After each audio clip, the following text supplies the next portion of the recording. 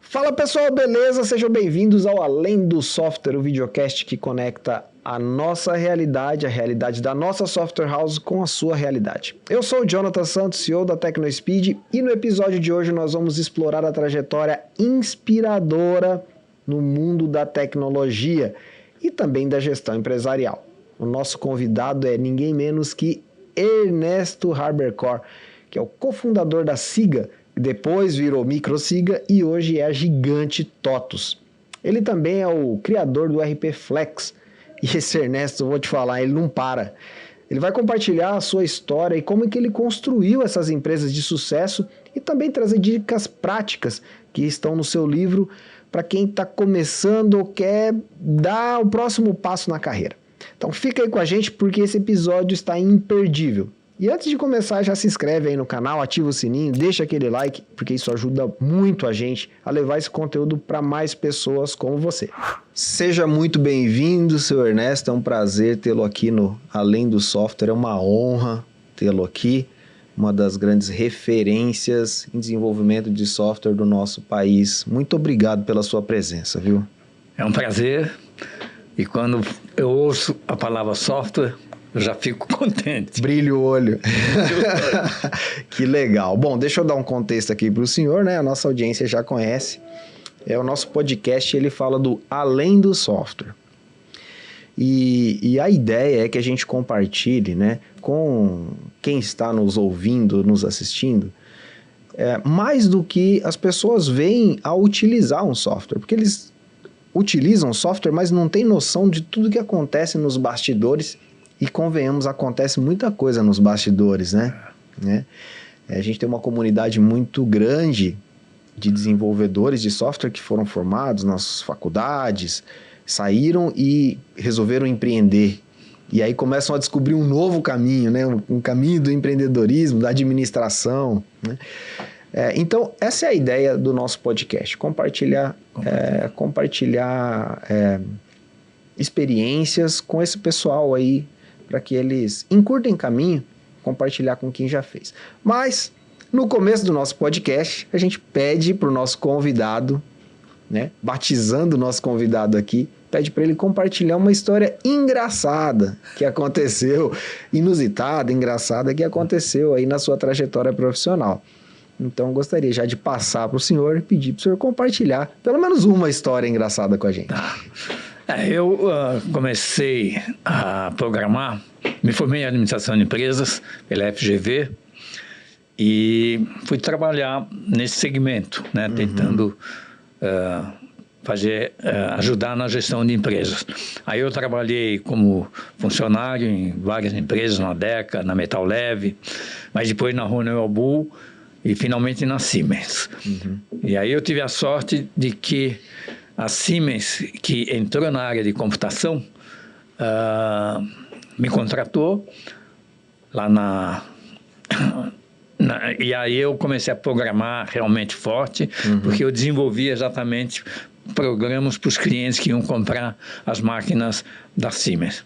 E, curiosamente, a Siemens encerrou essas atividades na área de computação de um dia para o outro. Olha só. A gente foi lá de manhã, a moça da recepção falou, é para subir lá no 6º andar que está tendo reunião, todo mundo. Chegamos lá, o diretor estava anunciando o fim da Siemens no mundo todo na área de computação.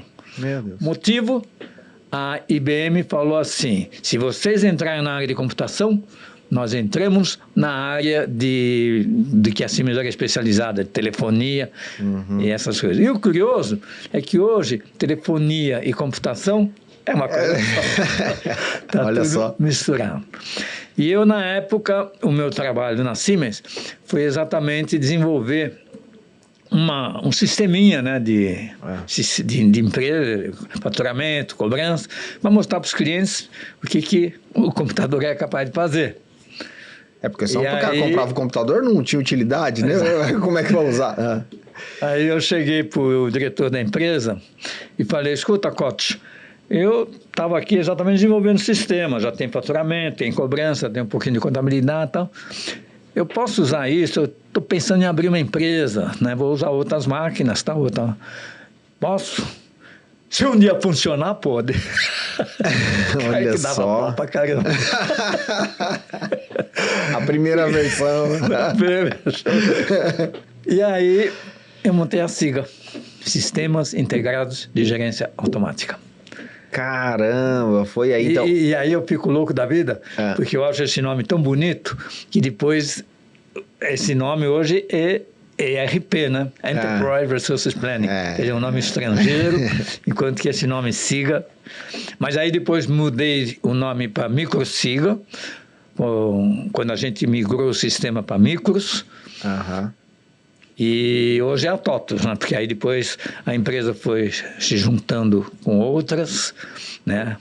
O senhor foi empurrado, então, a empreender e a criar o primeiro sistema de gestão... Primeiro sistema não, né? Mas tinha assim, outros. Tinha outros. Não vou dizer que eu fui o pioneiro, né? Porque tinha Datamec, tinha outras. Foi uma época em que realmente começaram as empresas a ver que a informática, que a TI resolveria os problemas de faturamento, de cobrança, de controle de estoque e tal. Então, várias empresas começaram a desenvolver. E eu tive a sorte também de arrumar um sócio muito bom, que foi o Laércio Cosentino, porque ele realmente fez toda a parte da gestão da empresa, né? De fusões e de crescimento e de conseguir novos clientes e tal. Então, a MicroSIGA foi crescendo até chegar o momento em que ela resolveu se juntar com os concorrentes. Então, o senhor foi empurrado para essa... Foi empurrado, na verdade, a empreender. Mas é uma época diferente da nossa época atual, né? Com Instagram, com redes sociais, YouTube. E a gente estava conversando nos bastidores aqui, e eu não quero deixar passar essa história, porque ela é muito boa. O senhor... como é que o senhor vendia o software lá? Isso há 60 anos atrás, seu Ernesto? Isso, quer dizer... sei lá, desde que eu tinha 30, 40 anos, estou com 80. Olha, faz bastante tempo. E né? como é que vendia software, então, nessa época aí? Eu costumo dizer que eu saía na rua e falava assim, olha aí, vendemos sistemas integrados de gerência automática, ó, automatize os processos de sua empresa. Eu tinha uma Belina e eu... fazia isso, né? Era o concorrente das pamonhas de Piracicaba, era... Eu sempre digo que o marketing, né? Quer dizer, você vender um produto, você pode apelar para qualquer tipo de atitude, porque não precisa ter vergonha. Então, realmente, eu às vezes chegava em alguns lugares e pedia, pessoal, posso falar uma coisa? Eu estou desenvolvendo um sistema que vai gerenciar a sua empresa, muito legal, automatizar os processos e tal. Olha aí, quem quer porque faz, né? Esse processo, né, de informatização das empresas foi um processo bastante interessante no sentido da velocidade com que isso aconteceu e principalmente da forma como se automatizou e melhorou a gestão de uma empresa, né? Inventando-se a cada momento novas rotinas, novos processos, principalmente no que diz respeito às decisões que o empresário tem que tomar. Sim. Hoje parece muito óbvio, né, senhor Ernesto? Convenhamos. Hoje é óbvio porque toda empresa já começa... Não, temos que colocar um sistema. Mas isso há 40 anos atrás não era essa a realidade, né? E mesmo hoje, a coisa... Tem momentos em que a gente vê certas rotinas que realmente são bem fortes no sentido de tomar uma decisão que antigamente você nem imaginava que uma máquina pudesse tomar. Verdade. Então, essa análise detalhada dos números, dos clientes, de qual produto está dando mais lucro e tal, cada vez mais está sendo automatizado, né? Legal. Deixa eu voltar um pouquinho aí. Porque assim, o senhor falou que o senhor é formado em administração. Isso. Eu queria ser engenheiro. Mas a danada da química me derrubou. Ah, é? E eu tinha uma professora que ela sentava na sala de aula e ficava sentada assim, não falava nada. Não ensinava química para gente. Então eu não sabia o que era H2O. E aí eu falei, pô, não vou poder fazer engenharia, né? E aí eu fiz a terceira turma da GV, de administração de empresa. Então, realmente foi uma coisa nova. Curso superior de administração de empresas não tinha. Getúlio Vargas começou com isso e realmente foi legal, porque envolve também matemática, lógica, como a engenharia. Sim, mas eu acho que esse é um ponto fundamental, porque o background que o senhor teve ali de administração... Exatamente. Fez com que o desenvolvimento de software fosse muito natural para o senhor. Eu sei o que é um contas a pagar, o que é um contas a receber, o que é, né? Eu sei o que é a administração. Mas eu queria saber como que o senhor aprendeu programação. Então, isso que você falou é bem interessante, porque no último ano da GV, o diretor entrou na sala, chegou e perguntou o que vocês acharam do curso, 4 anos de administração e tal. E sabe o que eu respondi? Eu levantei a mão e falei, professor, eu achei o cúmulo do óbvio e do bom senso acochambradamente embromado. Porque, na verdade, administrar uma empresa não tem muito segredo, né? É você conseguir bons clientes, você fazer economia, você fazer a empresa dar lucro, ter bons produtos ou serviços. Quer dizer, não tem uma ciência como na engenharia. É bom. Tem talvez a contabilidade. A contabilidade realmente exige um pouco de débito e crédito, assim, é meio complicado. É verdade. Mas aí eu fui fazer administração, por causa da química. E aí eu fui a terceira turma da GV, ainda na Martins Fontes, né? Depois só que a gente mudou para 9 de julho. E foi bem legal, porque realmente tive bons professores. E quando eu me formei, eu já tinha uma boa noção de administração, de contabilidade, de controle de estoque, nessa parte. E aí eu já estava começando a me envolver com programação, consegui um emprego numa empresa de computação, primeiro na Bull. Mas o senhor que buscou aprender programação ou foi o emprego ali que foi levando a... Como é que foi essa trajetória? Eu sempre gostei muito assim, de coisas exatas, de coisas em que você realmente tem uma lógica por trás, né? Que não seja assim já tinha uma programação opinião só. Já tinha programação na veia já, né?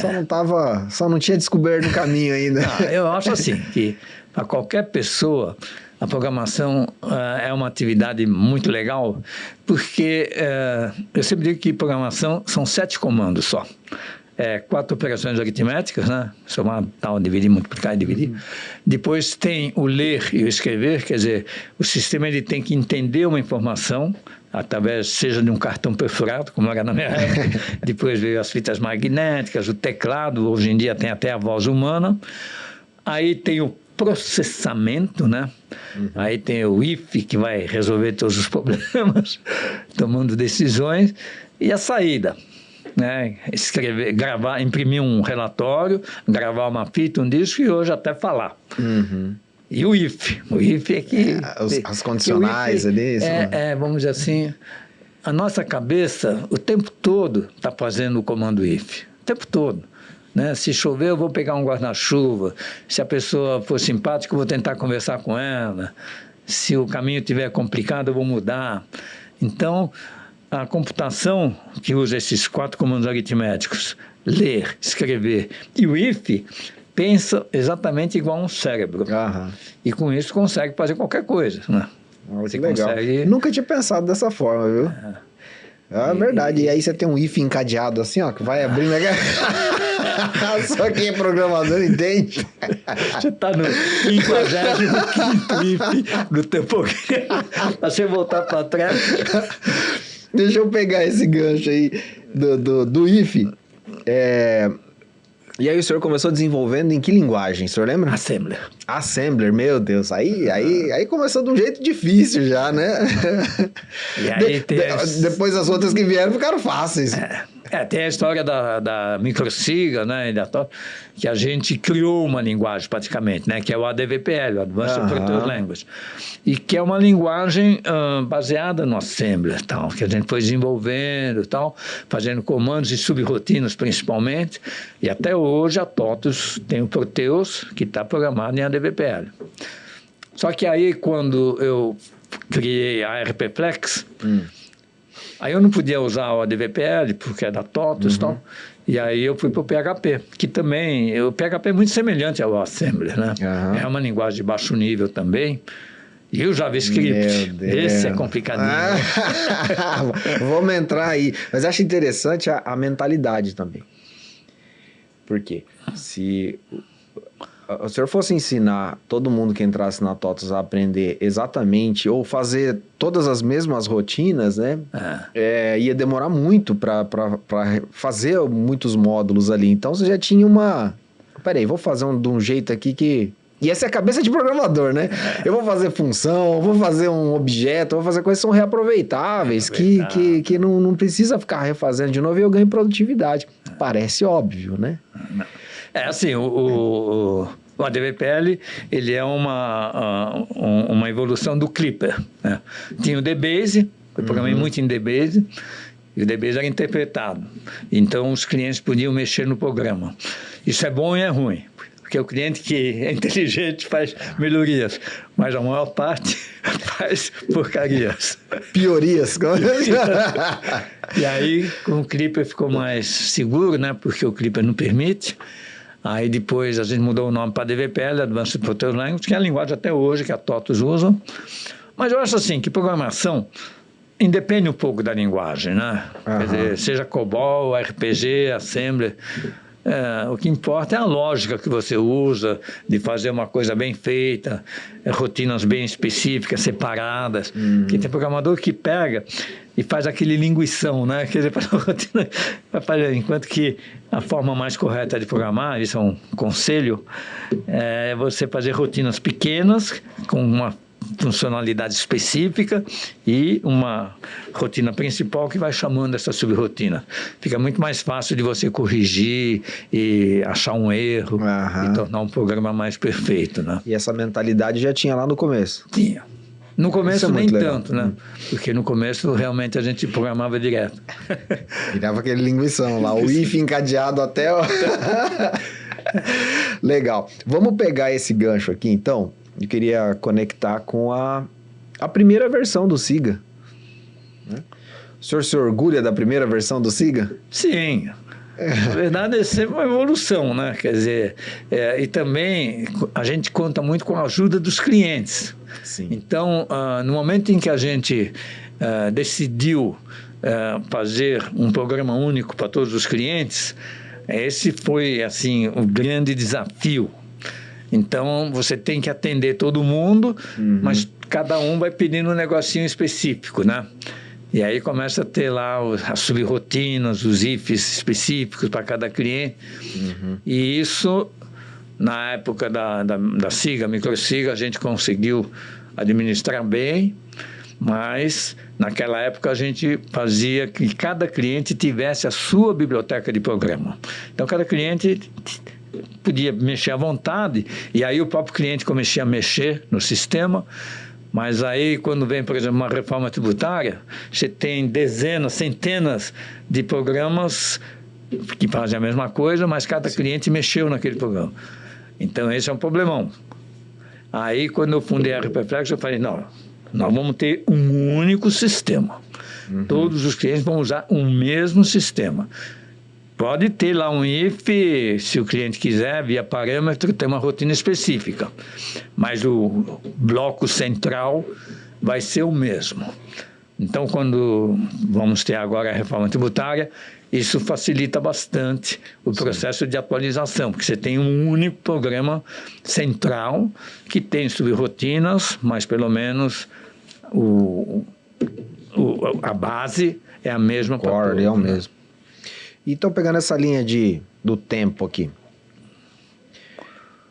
O senhor se formou em administração. Não deu para ser melhor. Tava. E já começou a enveredar pela programação numa empresa, né? Foi trabalhar. E foi empurrado para o empreendedorismo, vou chamar assim, com esse fechamento aí dessa unidade aí da Siemens, né? E aí o senhor resolveu empreender, então. Vou abrir uma empresa e tal. Quando que o Laércio entra nessa jogada? Quando o senhor já tinha um software, já tinha começado já tinha começado um negócio? Ou quando que o senhor encontra aí o sócio, né?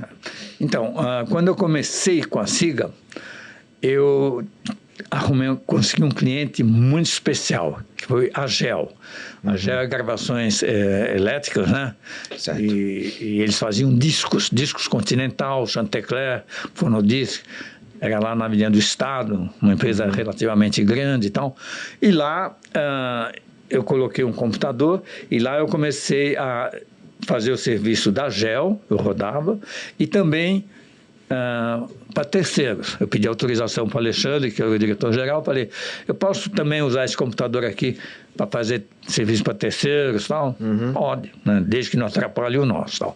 Aí, na GEL, o Alexandre, que era o diretor financeiro, o dono era o Byton, fazia disco continental, né?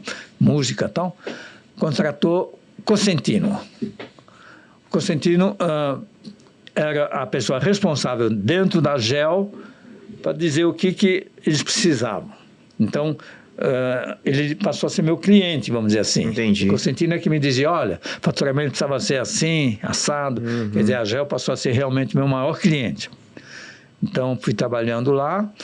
Aí, um dia, o Cosentino chega para mim e fala assim, eu tenho um filho aí de 16, vai fazer 17 anos, está estudando engenharia e tal, menino inteligente e tal. E você não quer contratar ele? Pô, o cara estava estudando na Poli, brilhante. A probabilidade falei, era... Manda ver. Aí tem até uma história engraçada, que... O pessoal diz para mim não contar, mas eu vou contar. Aí o Laércio começou a trabalhar comigo e eu comecei a ensinar ele programação, tal. Ele foi aprendendo a programar, foi me ajudando na gestão também, tal. Aí o Cosentino chegou um dia e falou assim, pô, Ernesto, você não está pagando nada pro Laércio, pô, ele está aí se esforçando, tá certo que ele está estudando aí, não tá? Aí eu falei, pô, mas ele está aprendendo, por que eu vou pagar? Ele falou, ô, judeu, filho da mãe, vamos fazer o seguinte... Vamos fazer assim, eu te dou R$1.000 e você paga para ele. Olha não fala aí. que fui eu que te dei. Mas aí eu vou contar um negócio. No começo eu não passei o dinheiro. Além de ter o cliente... Aí o Cosentino chegou e falou, pô, eu te dei os R$1.000, você não deu para ele. Eu perguntei se ele estava te pagando, ele falou que não. Mas aí eu passei a pagar. Eu falei assim, não, eu estou ensinando ele. Mas o Laércio é realmente uma pessoa muito inteligente. Hoje, é fora da curva, né? A TOTUS é o que é. E eu reconheço isso. E é ele que é ainda o presidente do conselho. Porque ele é um gestor, sabe? Ele é fora da curva, né? Ele é fora da curva. Então, essas fusões que a TOTUS está fazendo, né? Agora... Todo mês aí se junta mais 2, 3 empresas. É evidente que a empresa cresceu. Enfim, uma sociedade... Mas o Laércio foi trabalhar com o senhor, então, como colaborador, estagiário, e o senhor nem pagava ele. Mas depois eu fazia pagar. Mas eu falei, não, acho que eu vou dar uma ação para ele aqui. O menino tá indo bem. Vai indo bem. Aí o Laércio também... teve uma época de programador, né? Porque a programação é uma atividade espetacular, né? Hoje, infelizmente, a inteligência artificial está substituindo o programador, né? Mas você escrever uma rotina rotina, que realmente tem inteligência, que faz coisas fantásticas, tal. E quando você vê o computador realizando aquele trabalho, né, realmente imitando a sua memória, a sua cabeça, né? Você fala às vezes até assim, pô, eu não tinha pensado nisso, mas o programa foi lá e resolveu. É sensacional. E aí é muito bacana, né? É uma profissão muito bacana. E pena que parece que essa profissão vai sumir, né? Estão dizendo aí que a IA vai fazer programas automaticamente, embora até agora tá uma briga aí tremenda. Porque... Eu quero saber a opinião do senhor mais para frente, mas vamos só pegar essa linha do tempo só para a gente... Então, o Laércio começa a trabalhar com o senhor ali, né? Imagino que vai se destacando e automaticamente a empresa começa a crescer, né? E entra na sociedade de vez ali. Acho que é um caminho natural, né? Exato. E aí quando a gente foi para a época na década de 80, começou a microinformática. Então a gente teve que mudar tudo que estava escrito em Assembler para o Clipper. A gente escolheu o Clipper para programar no micro. E aí o Laércio teve uma grande participação. E aí em 83 ele entrou de sócio. Tem até a história de que quando eu cheguei em casa e falei para a Rosa, minha esposa, o Laércio agora é sócio da Siga e a gente mudou o nome para Microsiga. Ah, é? E como é que ficou a sociedade? Então, 50% eu, 50% ele. Vai lá e desfaz esse negócio. Sério? Porque a empresa está indo super bem e tal. Eu fui, mas não desfiz. E não me arrependo. Que legal, hein? E aí a empresa começou a crescer na década de 80, na década de 90, realmente a gente decolou, né? Já decolou em micro. Aí veio toda a década de 90, fomos crescendo para burro e tal. E aí teve esse fato de que eu fiz 60 anos. E no mesmo momento em que a empresa abriu o capital. Quer dizer, quando abriu o capital... que foi a fusão que a Microsiga fez com as outras empresas, eu já estava com 63. Nossa. E aí falaram assim, Ernesto, agora você vai para o conselho. Como que isso fosse a maior maravilha do mundo. Eu falei, legal. Só que aí, para mim, conselho é se dar conselho, né? Então eu continuei indo todos os dias na empresa. Dando conselho. Programa aqui, coloca essa linha de código aí. E aí, não sei, porque até hoje eu não entendo isso. Não entendo realmente porque uma SA não permite que os conselheiros trabalhem todos os dias na empresa. Porque você está lá num nível superior, onde você toma realmente decisões que normalmente já estão tomadas, porque quem toma mesmo é o presidente, né? E aí... chegou um dia e falou para mim assim, olha, você infelizmente não pode mais vir todo dia aqui. E aí eu fundei a RPFlex. Olha só, que interessante essa trajetória, né? Mas assim, isso é sair de vender o software na Belina, ali na Azul, até abrir capital. Né? Porque realmente nós pegamos, eu vejo hoje quando eu leio histórias sobre TI, de que realmente nós pegamos exatamente aquele momento em que a tecnologia da informação fez isso, que foi na década de 70, 80 e 90, né? Basta dizer que na década de 70, não se sabia nada, não tinha nada de TI. Né? E em 80, 90, que com toda essa evolução no mundo todo, né, dos computadores, da tecnologia da informação, do mainframe, depois dos micros, depois da nuvem, tudo isso permitiu, né, que como vai permitir também daqui para frente... Inteligência artificial e outra disrupção. Esse desenvolvimento. E a gente teve concorrentes fortes, tal.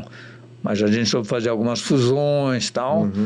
E você sabe que o Brasil é o único país do mundo onde a SAP ou a Oracle ou outra empresa estrangeira que em todo o mundo domina o mercado de ERP Sim. no Brasil é a TOTUS. Sim. Não, é um orgulho. A TOTUS ela é um orgulho, eu acho um orgulho nacional. Então é uma empresa de tecnologia brasileira que faz frente a tantas outras empresas conceituadas mundialmente, né? E isso graças a uma atitude que você dificilmente vê, que foi a fusão com os grandes concorrentes, né? Quer dizer, a fusão da Microsiga com a DataCenter, com a DataSul. Pô, quando eu encontrava o Miguel numa feira, a gente se olhava assim, seu filho do... Porque a gente era inimigo ferrenho, né? Do pessoal da RM também, do Henrique? Da RM, a RM tem um lance engraçado, que eu vou falar aqui, não é legal eu falar, mas já que estamos... Vamos lá. A RM, ela se baseou num sistema de uma outra empresa. Nem me lembro quem é. E aí, quando eu encontrei, isso antes da fusão, com o dono da RM, eu falei para ele assim, mas eu falei em público assim, né? Em vez de você copiar o sistema do concorrente, você podia ter criado um próprio, né? Meu Deus, aí arrumou briga. Ele era 2 metros mais alto que eu. Ele me pegou assim e falou assim, moleque, eu vou te dar uma porrada aqui no meio de todo mundo. Nossa, a rixa era grande. Você sabe que o Henrique, acho que Henrique Mascarenhas, ele era um dos sócios, né? Ele palestrou no evento que o senhor vai palestrar. No Tecno Update, ele palestrou em 2019. Né? Ele também conta a trajetória dele ali saindo, né? Da RM. E eu não sei se o senhor chegou a pegar, né? ou a participar desse processo, dessa fusão tão ativamente, mas... conectava também muitas culturas, né, senhor Ernesto? Diferentes, né? As empresas eram muito diferentes, né? Então, é assim, o RP, ele é um conjunto de rotinas que faz faturamento, contabilidade e tal, e a diferença principal é realmente a linguagem que é adotada, né? Então, naquela fusão que foi entre Microsiga, DataSul, RM e a Logocenter, cada um realmente tinha desenvolvido uma linguagem diferente e com tecnologias diferentes. E até hoje existem clientes RM que são fiéis e da DataSul. Da Logocenter, não, porque a Logocenter, ela, quando fez parte da fusão, o dono já estava com a ideia de encerrar e entrou no grupo, mas aos poucos o sistema foi sendo substituído. Mas hoje a TOTUS tem os 3 sistemas, outro dia eu estava até analisando isso. Ainda tem muito cliente que usa RM, muito cliente que usa DataSul e muito cliente que usa o Proteus. Olha só. Porque quando uma empresa adota um sistema, né? É difícil de mudar, né? É difícil. Aí fazer implantação tudo de novo, meu Deus do céu. Todos os arquivos, todo passado tem que ser convertido e tal. O senhor sabe que a gente fez uma pesquisa, né, dentro dessa base nossa de clientes. A gente faz uma pesquisa todo ano para entender o cenário, né, e os desafios que estão por vir.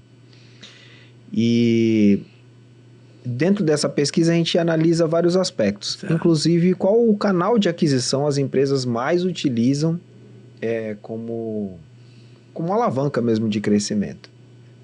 E já é o 2º ano consecutivo que a gente tem a informação lá o seguinte: acho que quase 60% ou 70% trabalham indicação de cliente, porque eles se sentindo satisfeitos com o seu sistema, eles têm orgulho de recomendar para um outro cliente. E esse cliente, dificilmente ele troca.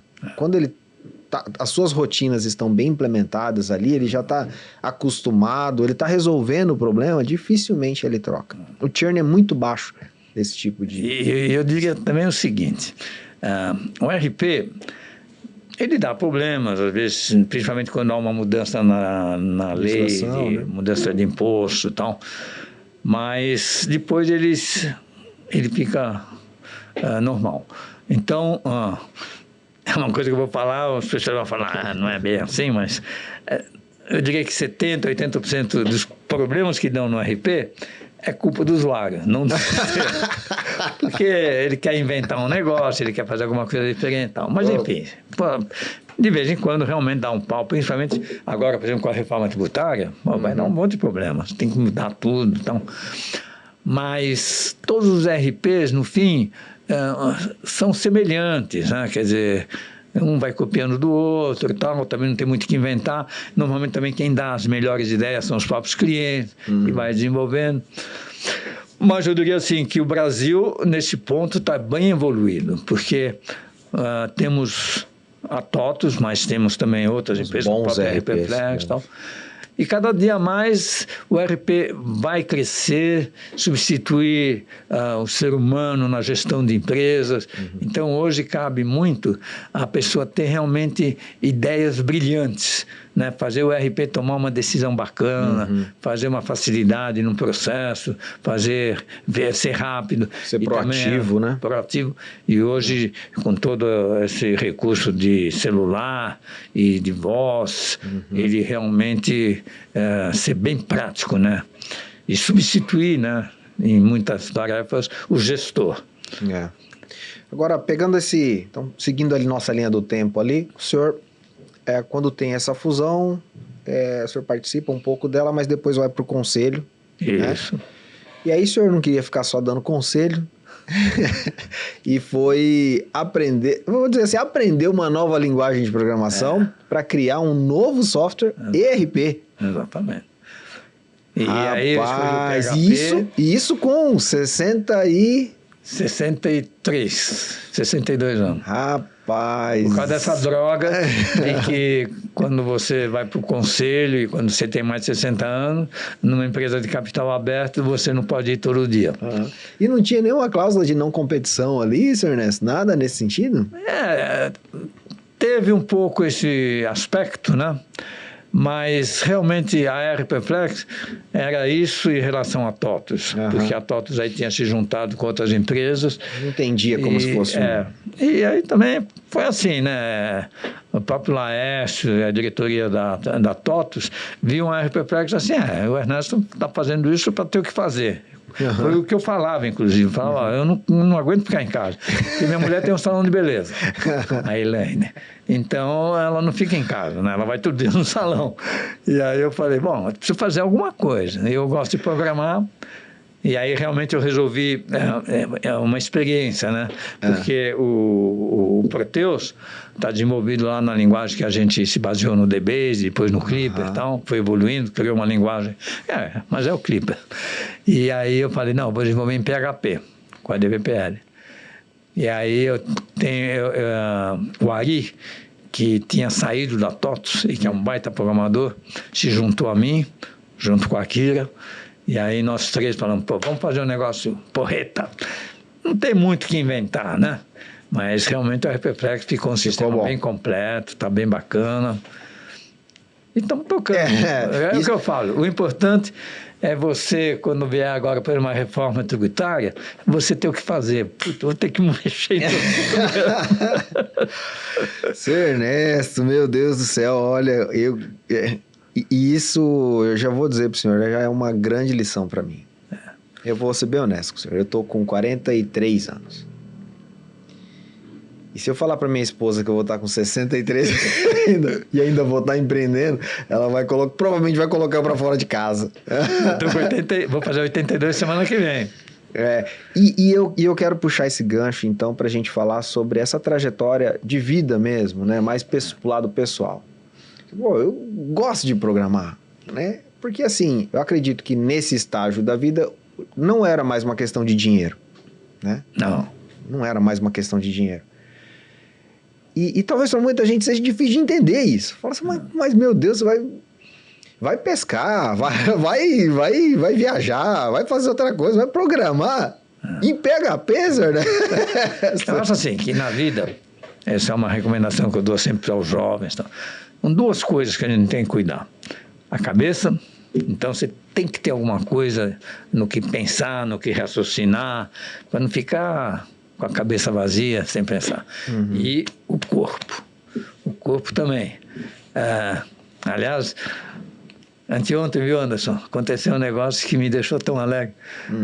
Um cara chegou, eu estava lá, ele falou assim, você tem mais de 60 anos? Porra, tô com 82. Olha. Falei, pô, eu vou fazer 82 semana que vem. Falou, pô. E eu sempre nadei, até hoje, e faço ginástica. Então, eu tenho uma professora de ginástica, que eu vou lá segunda, quarta, sexta, e eu não falto, sabe por quê? Porque ela cobra mesmo se eu faltar. Essa é boa. E nadar, eu gosto muito. Quer dizer, nadar é meio monótono, né? Mas é um conselho que eu dou às pessoas. É um esporte que realmente, principalmente quando você fica mais velho, você não se machuca de jeito nenhum na piscina, não tem né? impacto, você né? nada e tal. E é um esporte que movimenta todos os músculos, né? Principalmente o braço, o peito e tal. Então, natação... Eu joguei também polo aquático. Isso aí foi bem legal, uma época da minha vida, quando eu tinha uns 20 e poucos anos, no Pinheiros. Aí é gostoso, né? Porque aí é um esporte que você nada, mais coletivo mas ainda também, mais né? coletivo, né? E é legal, né, o senhor falando isso, porque não adianta a gente também conseguir avançar na idade, mas não ter qualidade de vida, né? Tá. Então, e exercitar a mente, eu não lembro quem me disse isso, mas assim, se você faz exercício pro teu corpo, para ele ter saúde e você conseguir viver bem, o teu cérebro também precisa ser exercitado para que ele consiga continuar ativo, né? E para isso, pessoal, eu criei os 10 princípios do NETAS. Boa, vamos entrar nisso aí então. É uma sigla, né, que significa natureza, educação ou esporte, trabalho, amor e saúde. Natureza, educação... Trabalho, amor e saúde. É um movimento, né? Eu criei, aí eu comecei a fazer palestras. Legal. Até hoje o Anderson me coloca aí para fazer palestras, e eu sempre menciono o NETAS. E é nada mais do que... Aí eu criei 10 princípios. Atividade física todos os dias, dormir o suficiente para sentir-se descansado, amar a família e os amigos, inimigos jamais tê-los. São 10 princípios que não vou substituir os 10 mandamentos da Igreja Católica. Mas, pelo menos, vou dar para essa juventude 10 conselhos que, se seguirem, eu tenho certeza que vão se dar bem na vida. Olha Porque aí. são 10 princípios básicos, né, de educação, trabalho, amor, saúde, estudar. Legal. Tem material, Anderson, depois para a gente deixar no link do NETAS. Eu fiquei curioso, acho que isso... Tem uma explicação para cada um desses. Tem uma explicação para cada um. Legal. Eu acho Tem que... um livrinho que chama Dicas de Como Chegar Lá. A gente já distribuiu mais de 400 mil exemplares. Em toda palestra que eu dou, a gente dá o livro. É um livrinho de 50 páginas. Tem os 10 princípios, explicando, né, o que são esses 10 princípios. E assim, eu vejo que o Brasil é um país feliz, que não tem guerra, que tem tudo. Uma terra abundante, um clima fantástico, aqui não tem neve, não tem nada. Então, o Brasil tem toda a condição de ser um dos melhores países do mundo. Uma grande potência, né? O que falta? Falta educação. Quer dizer, se você for analisar hoje, ainda uns 30%, 40% da nossa juventude não estuda, ou pelo menos não chega a estudar até o curso superior. E isso é o fim da picada, porque teria toda a condição de estudar. O que falta é energia. Falta é você realmente pegar pesado, e eu tenho até exemplos na família em que hoje a juventude está achando assim, não, o jovem tem que ficar em casa, não pode trabalhar. Eu já ouvi falar isso, pô. Lá em casa, lá meu moleque, eu não... Ó, daqui um dia vai começar a chegar os boletos para você, viu? Depois é monótono, né? Você não tem um desafio, né? O único desafio é cantar uma menina. Mas o trabalho tem que achar o que gosta e realmente fazer alguma coisa, porque você se sente bem. Não é um sacrifício. Olha só, que lição de vida, hein? Meu Deus. Acho que eu tenho muito a aprender ainda, viu, senhor Ernesto? Achar que gosta. Vamos passar um pouquinho pelo teu livro. Tá. Eu comecei a ler ele hoje. Dicas de como chegar lá. Isso. E eu vi que o senhor começa contando a tua trajetória, né, desde a tua infância. Uma infância não muito suave, né? Bem puxada ali a disciplina, né? Porque meus pais, eles vieram para o Brasil como refugiados, né, da Alemanha. Então, realmente, no começo, quer dizer, eles vieram em 37, eu nasci em 43. Aí meu pai... Meio Segunda Guerra, mais ou menos, né? Eles fugiram, né, da Alemanha. Aí meu pai, eles chegaram aqui, já casados. Meu pai virou fotógrafo. Aí, uma vida normal. Mas uma educação rigorosa. Aí também estudei no Teixeira Branco. E minha mãe era brava. Mas, enfim, eu acho que... Uma família típica. O alemão, né? Eu acho que tem aí muita influência do alemão. Sim. Independente aí da religião, o alemão é um povo muito, assim, enérgico no sentido de você trabalhar, estudar. Uma família típica alemã mesmo, né? Bem enérgica, bem Você vê que é hoje um disciplinada. país super avançado. E você vai lá na Alemanha, também você vê assim que eles são super, bem diferente do brasileiro, né? Levam a vida a sério, mas talvez não sejam tão felizes, embora hoje acho que são bem felizes lá. Mas como que surgiu a ideia do livro, senhor Ernesto, do Dicas de Como Chegar Lá? Como eu estava com o Biro de Serviço e desenvolvendo, né, um RP, porque o Dicas de Como Chegar Lá chegou bem depois. Os primeiros livros foram sobre TI mesmo, né? Então eu comecei a escrever livros com o objetivo de ser um manual para os clientes. Né? Então, o primeiro foi a Introdução à Análise de Sistemas, que nasceu como uma apostila mesmo para os clientes, e aí eu falei, vou editar um livro. Aí eu editei um livro. Aí, na época, não tinha nenhum livro sobre sistema, então ele bombou bem. Então, a Atlas chegou para mim e começou a falar, faz mais um. Aí eu fui fazendo. Aí eu fiz um sobre Clipper, aí eu fiz um sobre sistemas já mais avançados e tal. E fui escrevendo, e é gostoso escrever, né? Porque quem mais aprende é você. Você tem que aí pesquisar realmente se você está fazendo a coisa certa e tal. Mas o Dicas de Como Chegar Lá, ele foi mais uma consequência de querer dar uns conselhos para os jovens, né? Então é um livro curtinho, com muitas imagens, e como tudo começou a dar certo, né? Deu certo. Embora eu sou casado 3 vezes, mas sou feliz, fui feliz nos 3 casamentos. E profissionalmente me dei bem, saúde boa. Falei, vou escrever um livrinho tentando dar uns conselhos que eu acho certo para o jovem. Né? Então é um livrinho simples de ler, com muita imagem, com muitas piadinhas também. O senhor acredita que através, claro, tem esse movimento, o Netas.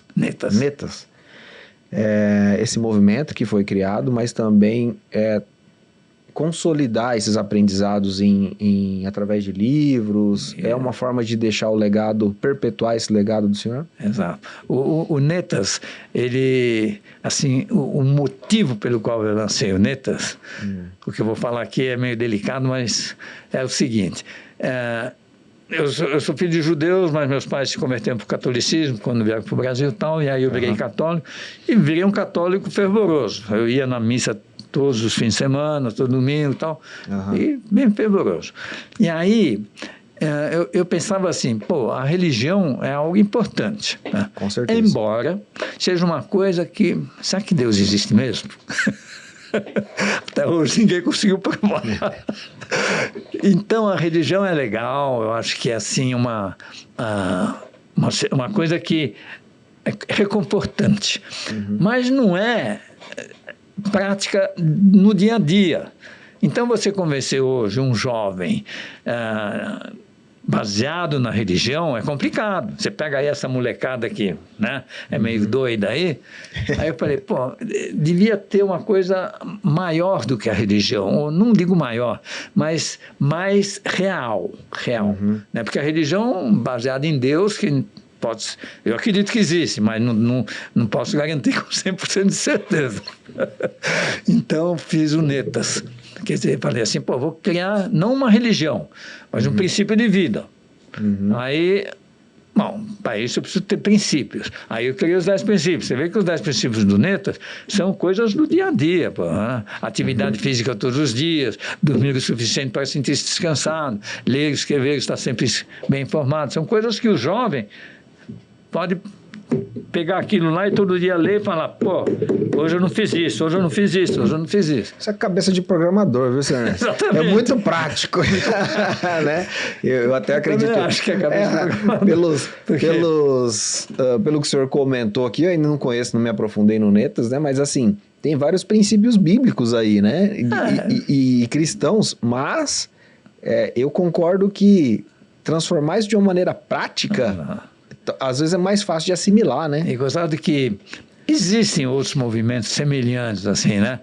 Mas a maior parte desses outros movimentos são muito sofisticados, tá? Enquanto que o jovem quer um negócio simples, batata.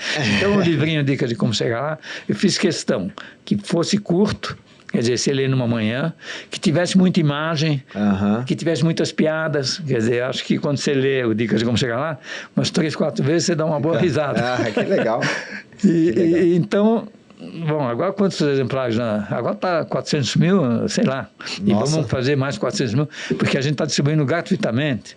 Então, é assim, é uma coisa que acho um legado que o senhor deixa, né? Realizado, que eu estou contribuindo com a sociedade de uma forma bem simples, né? Porque eu imprimo o livro, todo mundo lê, aí me convido para dar palestra, me convido para vir aqui falar. Que legal, que legal.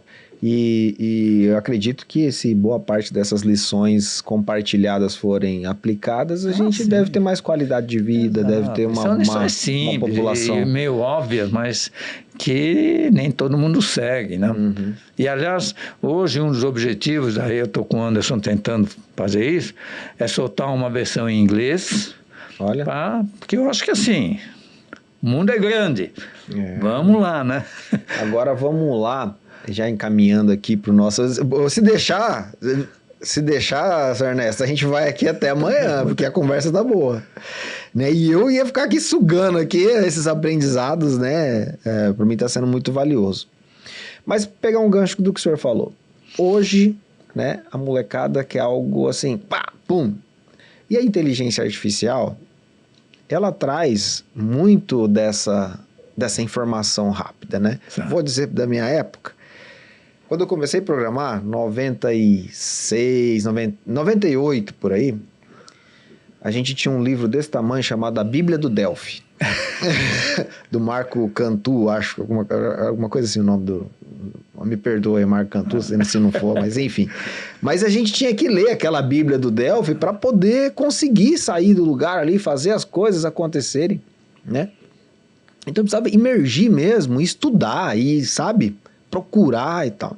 Depois de um tempo surgiram aí um material que era 1000 dicas de Delphi, que eram umas funções já prontas que tinham na internet, você pegava ali, colocava no seu sistema, validar CPF, Puxa, aquilo já ajudava bastante, porque para você escrever uma rotina para validar um CPF do zero, né, então você pegava uma coisa ali e tal.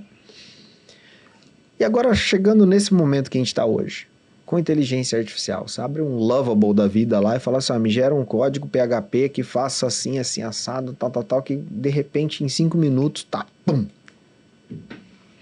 E eu nem sei exatamente o que ele está fazendo ali, mas o negócio funciona, né?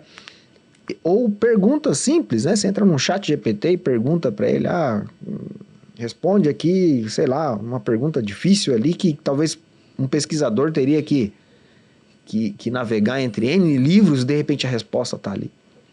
Como é que o senhor vê o futuro? E aí eu vou focar, porque se a gente falar de futuro da humanidade, aí vai ser muito longa a resposta. Mas o futuro do desenvolvimento realmente de software com inteligência artificial. Bom, primeiro acho que é preciso explicar que tudo isso é possível porque hoje você tem no mundo milhões de computadores. Esses computadores todos armazenam seus dados de uma forma aberta, quer dizer, em memórias, em arquivos que estão disponíveis. Um ou outro está lá protegido por senha, mas eu acho que hoje até isso já não está impedindo de que os programas acessem aquela informação.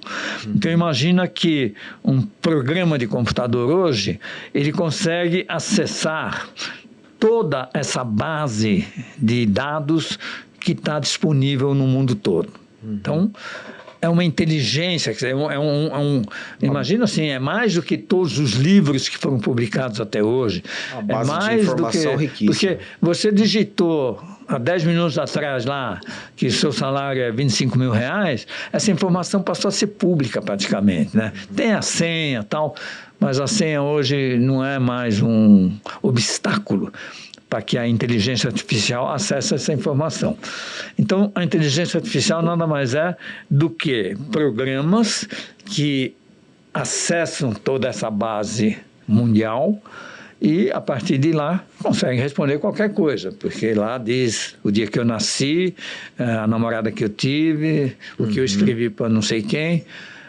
E um programa de computador tem uma velocidade incrível, né, da luz, e vai lá e pesquisa também de uma forma muito rápida. Então, esse processo é que dá-se o nome de IA. É o acesso de programas a todas as bases que estão disponíveis no mercado e, com base nessas informações, consegue-se obter qualquer resposta. Até onde isso vai afetar a humanidade, no sentido positivo ou negativo, é uma questão que vamos ver, que o governo vai ter que ficar atento, porque ela pode tanto ser para o lado positivo, como para o crime ou para o roubo, né? E aí vai ter que se criar também proteções, que não vai ser fácil, porque você hoje, por exemplo, você tem um segredo protegido por senha, a coisa mais fácil é derrubar essa senha. Eu penso assim, trazendo um pouco mais de contexto, né? O senhor, melhor do que ninguém, vai saber disso, né? A gente teve uma época da computação, depois da microcomputação, depois nuvem, e cada um desses movimentos abriu mais. Abriu e o impacto foi significativo, né? Então, você... o senhor comparar o RP Flex com a primeira versão, tem uma covardia, né? Em termos até de acessibilidade, né? Porque antigamente estava naquele computador, aquele computador estava numa sala e ele não tinha comunicação, quer dizer, a pessoa só tinha que ir lá e estar na sala, né? E ler os dados. Exatamente. Então, hoje, né? É comum, fala nuvem. O meu filho, se você falasse para ele o que... Ele já não sabe a vida fora da nuvem. Exato. Ele já nasceu em outro ambiente, né? E agora com a inteligência artificial é outra forma até de se comunicar. Porque eu posso entrar lá, por exemplo, em vez da tela do meu RP e digitar lá os dados da nota fiscal do cliente, eu simplesmente falar, emite a nota para o seu Ernesto no valor de tanto e de repente, pum, sai a nota. É uma coisa... Se bem que sempre depende de um programa, né? Claro, é evidente, né? Por isso que eu sempre me orgulho de falar que eu sou um garoto de programa, de computador. Porque realmente o programa, ele é um conjunto de 7 instruções, né? Como eu já falei, 4 operações aritméticas, ler, escrever e o if. Mas com todo esse recurso, tendo os dados disponíveis e principalmente com acesso praticamente público, você tem toda a informação. E a senha é, hoje, a única barreira que existe, né, para proteger os dados. Mas ela, cada vez mais, vai perdendo a sua segurança, né? As formas de você pular isso, então as informações cada vez vão ficando mais públicas. E isso vai provocar uma evolução forte, em que todo o conhecimento vai ser muito mais público e todos os processos, vamos dizer assim, vai acabar os segredos, né? Antigamente, o dono de uma empresa se orgulhava de que só ele sabia a fórmula do seu produto, ou alguma coisa assim. Vai ficar difícil, né? Vai ficar difícil. Então, a competição vai ficar talvez mais acirrada, né? Mas a velocidade... no fim, o consumidor até talvez ganhe com isso, né? Porque... a velocidade com que se cria software, né, senhor Ernesto? Ó, vamos pegar lá. Eu imagino quanto tempo o senhor gastou para criar uma primeira versão do SIGA. E aí a gente fala assim, não, aquela primeira versão, hoje, com inteligência artificial, com quanto tempo o senhor criaria aquela primeira versão? Exato. É muito mais rápido, né? Então, a inteligência artificial, ela vai chegar realmente num ponto em que você vai simplesmente, quer dizer, a profissão de programador vai acabar, porque o dono da empresa, ele vai chegar e escrever em português, claro, o que ele quer, apertar um botão e vai gerar o código programa. É gerado, né? Isso é uma coisa que até já devia ter acontecido, né? Porque, como eu falei, a programação nada mais é do que 7 conjuntos, 7 instruções, né? E não é uma coisa tão complicada. Então, você fazer uma programação automática, talvez até seja exagero falar que isso é inteligência artificial. Isso nada mais é do que o desenvolvimento de uma tecnologia. Olha... tem algumas frases que o senhor falou aqui que eu confesso que eu ainda tô processando. Mas vamos deixar, vou continuar processando elas. Senhor Ernesto, prazer receber o senhor aqui. Eu podia ficar aqui por horas, se o senhor quisesse almoçar, a gente podia almoçar, continuar batendo esse papo, eu tenho muito que aprender. E o senhor já deu alguns conselhos aqui, né? Eu falo que conselheiro fica dando conselho, aí o senhor já aproveitou e deu alguns aqui. Mas eu gostaria que o senhor desse um conselho, uma dica, especialmente para o empresário de software brasileiro. Eu prefiro primeiro dar uma dica para os jovens. Boa, vamos lá então. Porque o que eu quero falar sempre para os jovens é o seguinte: estudem. O que me preocupa um pouco é que hoje em dia os jovens eles estão achando que não é preciso estudar, que não, a vida é feita de alegria, de dormir, talvez jogar um futebol, então, pessoal, estudar é a coisa mais gostosa do mundo, porque você aprende, é aquela sensação de você entender o negócio e de ganhar dinheiro e de ser uma pessoa que vai ser importante na vida de todos os que te cercam. E é gostoso. O jovem não pode achar que estudar, que ser um CDF é uma pena, é uma obrigação, é um prazer. Porque quando você começa a entender tudo, aí realmente vive... Pegar gosto. É gostoso, é gostoso. Pegar é como gosto. Jogar futebol, é como passear, é como fazer as coisas boas da vida, né? E eu acho que já mudou bastante, né? O jovem hoje já está mais responsável, tudo. E as escolas também, eu acho que tem esse papel importante de tornar a sala de aula uma coisa agradável, né? E aí até eu questiono às vezes essa questão de repetir de ano, porque o cara errou uma conta lá na prova final. Então, tem países hoje que não reprovam, né? Até algumas faculdades no Brasil também já estão usando isso. E aí fazer com que o aluno estude não porque ele precisa passar de ano, mas sim porque ele quer estudar, quer aprender. Então, outro ponto importante é os professores procurarem tornar suas aulas agradáveis, né? Não exigir aquele decoreba ou aquelas provas lá para ferrar o aluno e tal. Legal, muito bom. Mas sem deixar passar, que a nossa comunidade é muito do desenvolvimento de software, né? E muitos empresários de software. Que dica que o senhor daria aí, conselho que o senhor daria para o empresário de software? De software. Então, a gente está vivendo realmente um momento importante, né, com a IA, porque se se realmente a IA vier a fazer com que um leigo, um empresário, chega lá, escreva no papel o que ele quer, aperte um botão e a IA gere o programa, aí essa profissão de programador tão bacana vai sofrer. Talvez vai ter poucos programadores, né, para fazer aquelas rotinas mais fortes, e principalmente aquelas que envolvam a IA, né? Mas talvez não vai haver mais uma necessidade tão grande de programadores no mundo. Isso é triste. Analista de sistema ainda vai ter, né? Estava discutindo esses dias com um dos fundadores da TecnoSpeed. Ele está imerso nesse universo de IA, né?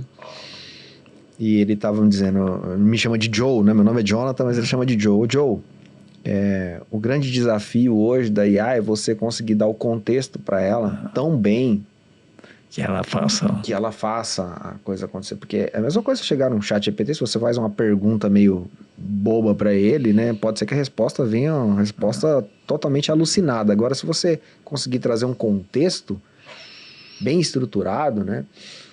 E também ainda tem algumas dificuldades com relação à persistência dos dados, porque a IA ela vai respondendo para você, aí chega um ponto que ela começa a se perder no que ela está respondendo, e aí começa a responder coisas que não tem nada a ver. Se você não entender o que você está fazendo, pode ser que você envereda por um caminho aqui, dali a pouco, peraí, não é bem por aqui, né? Mas eu acho assim, a gente pode ficar tranquilo, porque todo esse processo, né, de desenvolvimento, de criatividade, né, se a gente vê até uma comparação entre Estados Unidos e Brasil, a gente vê que tem muita coisa ainda a ser desenvolvida, né? Em termos de automação, em termos de redução de custo, de eficiência e tal. Muito problema para ser resolvido, né? A verdade é essa, né? A humanidade ainda tem muita coisa que ela necessita, e sem dúvida que são os técnicos que vão resolver esses problemas, né? E aí, estudem, seja lá qual for a sua especialidade, porque além de ser uma coisa agradável, além de te dar para ter o que fazer, porque a pior coisa que tem no mundo é você não ter o que fazer, e quando você estuda, você vai ter sempre o que fazer, vai ficar rico, vai ficar contente, feliz, e vai ser uma pessoa que vai influir na sociedade. Que legal. Muito obrigado, Sr. Ernesto. Muito obrigado mesmo pela aula aqui, por compartilhar essa trajetória tão bem sucedida. Muito obrigado pelas dicas, pelos conselhos. Eu queria deixar aqui para o senhor uma canequinha para o senhor tomar café. Certo. E também adoçar um pouquinho a vida aí, ó. É um mimo, assim, é o mínimo que a gente pode fazer para agradecer a presença do senhor aqui compartilhando. E uma xícara de café com a palavra software impressa, né? Aí, ó. Nossa, o café vai ficar muito gostoso. Muito obrigado, senhor Ernesto. Galera, obrigado aí por ter acompanhado mais esse episódio do Além do Software. Sr. Ernesto que vai estar com a gente no Tecno Update. Infelizmente as vagas já estão esgotadas, né? Eu acredito que a gente deve gravar a palestra do senhor lá e depois conseguir disponibilizar para o maior número de pessoas que a gente conseguir. O Sr. Ernesto também tem a ideia da gente estar autografando o livro lá, né? Vamos ver se vai dar certo. Seria muito legal, hein, Sr. Ernesto? Seria muito legal. Vamos deixar esse desafio aí para a organização do evento. Eu estou treinando com o Anderson.